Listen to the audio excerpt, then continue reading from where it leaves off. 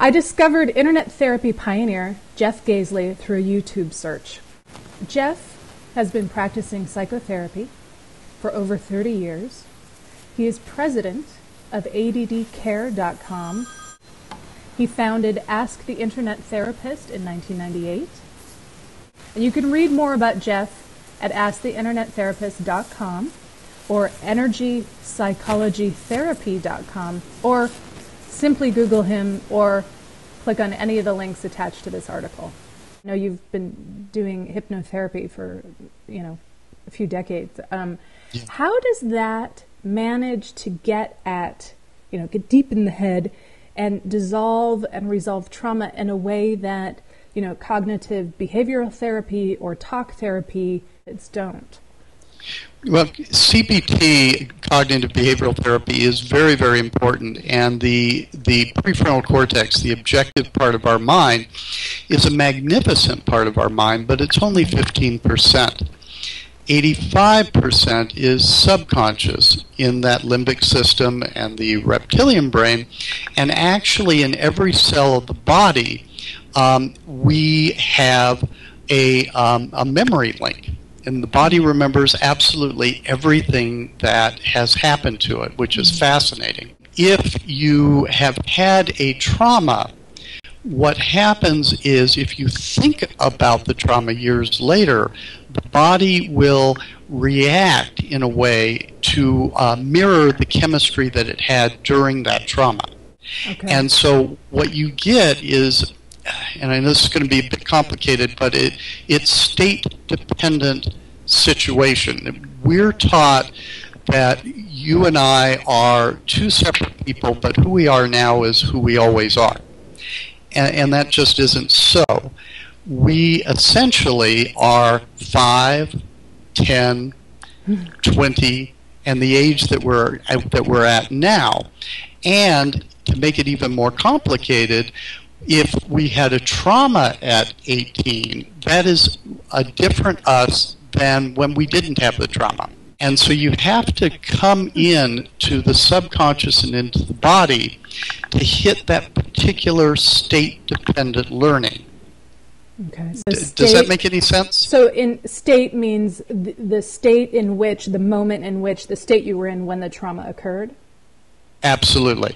Okay. Probably the best way to look at it is if somebody is alcoholic and they're drunk at the time and they're talking about a pain that they've had, they're going to get all kinds of emotions out, but the next day it's not going to mean anything because now they're sober. Oh my God. So you would have to do it all over again. Wow. Well, that's why it doesn't make sense to do therapy with people who are drunk. That's a great... What's the point? That's a great example. Also, it makes me think of, when you use the example of alcoholics, that I've heard they are, when they get sober, they are the age emotionally at which they began drinking. When they get sober, they're back there where they started to numb and tamp down. It sounds Absolutely. Very similar to that, yeah. And so now luckily, the neat part is it's kind of like having brain damage if it's moderate. What happens is if you start retraining somebody after a small stroke, they relearn what they had before much quicker. So you don't have to, let's say somebody starts smoking pot at 15 and at 32 they stop. Well, it doesn't take them these 17 years to go ahead and come back to where they should be in maturity. It would probably be more like 2 to 5 years. What hypnosis does, what well, they all do a little bit different, but they work on the deeper parts of the system. So hypnosis acts as a software program to the subconscious, so that that it can begin to change some of the basic assumptions that we've learned. So if you believe that you're not a good enough person, if you change the 15% conscious, but the 85% subconscious still thinks you're a bad person, it will come and get you. You have to come in and talk to the subconscious as well as the conscious to get a deeper change. Hypnosis is looked at as odd and spooky, and what it is just a part of being human. There are a number of different brainwave states, and the biggest ones that are known is beta, which is awake, alpha, which is relaxed, theta, which is hypnosis, and delta, which is sleep. We go through all four of those states when we wake up and when we go to sleep, but we don't linger. The best way to think of hypnosis is if you're starting to take a nap and you get to a point where you're real relaxed and you feel a drop. At that moment, you probably hit theta. And meditation is right in between theta and alpha. The fact that we think about the timing of difficult requests with another person suggests that we already acknowledge that there are different states of defenses, really. Exactly. And I think that everyone has known that on some level. It's just that they don't necessarily, know the brainwave states scientifically. Adult children tend to be control-oriented. They don't like being controlled, but they like controlling their environment. And they tend to have authority figure issues. If somebody were to consider using hypnotherapy to get at some of their adult child issues, their anxiety, their, the self-esteem, the destructive, negative self-esteem, how might they think about that in the context of control freak and authority figure issues? What's most important in terms of effectiveness with therapy is how well the rapport is between the client and the therapist. Because what you're doing is trying to provide a safe environment so that you can explore some of the stuck feelings that happened in childhood.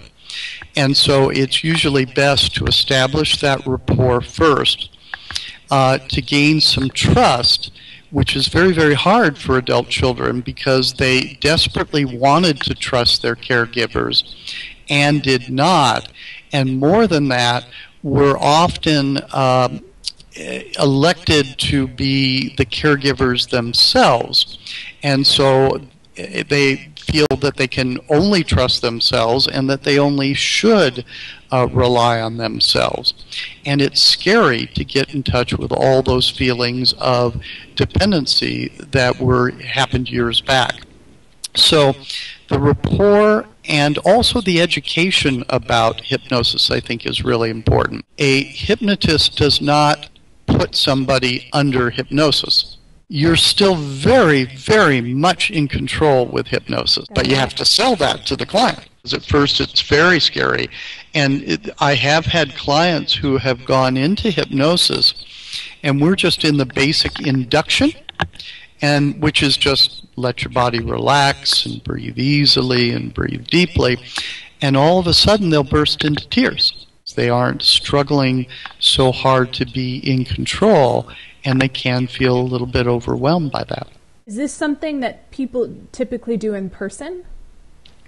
It would really have to be done in person unless you're doing self-hypnosis. How many sessions does this take? And it's like hair removal, you need 20 sessions, or is it and also how pinpointed does the issue have to be? Like, can it be, I'd like to resolve my childhood, or does it need to be, I'd like to resolve the time my dad, drove recklessly in the car and scared me out of my wits? So if it's a specific issue like that, 1 to 3 sessions would be sufficient.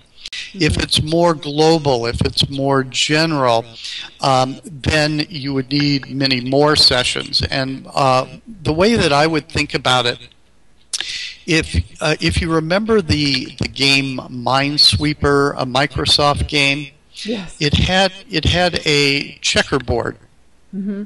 and if you clicked on one particular square, it would open up, and if you hit on another one, 10 would open up. Yeah. And Yeah.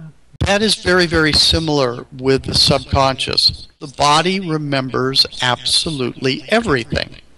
And so you can use a discipline called applied kinesiology, which is based on the acupuncture system. And what you do is you take a strong arm and you ask the person to lock the muscle and you gently push down on it. If you touch a vertebrae that is out, subluxated, the electrical connection will break and the arm will become weak. And the way I learned it is I had a bad back and went to a chiropractor who was doing all this strange stuff, but 3 months after I was doing backflips on my trampoline after 15 years of back pain. Let's say that I'm working on somebody who says they want to quit smoking. Well, I'm going to have their arm hold it up and have the person say, I want to quit smoking. And then I'm going to push gently on the arm. If it stays strong, it means they're congruent with that thought. If it weakens, they're incongruent. But I'm also going to say, I don't want to quit smoking. I'm going to have them say that one. And very often, both of them are strong, which means the conscious mind wants to stop, and the subconscious mind doesn't. Well, I wanted to get that subconscious mind in line with the conscious mind before I start working on really anything else with smoking. And I can do that with energy psychology. So it's a lot quicker, a lot simpler than hypnosis, and the person is totally awake, totally in control, and therefore it doesn't hit some of the issues that hypnosis could for some adult children. Yeah, yeah, that is just great. Well, thank you so much for talking with me. It's a real treat, and for sharing all this great information with my readers. I appreciate it. Thank you much. Take care. You too.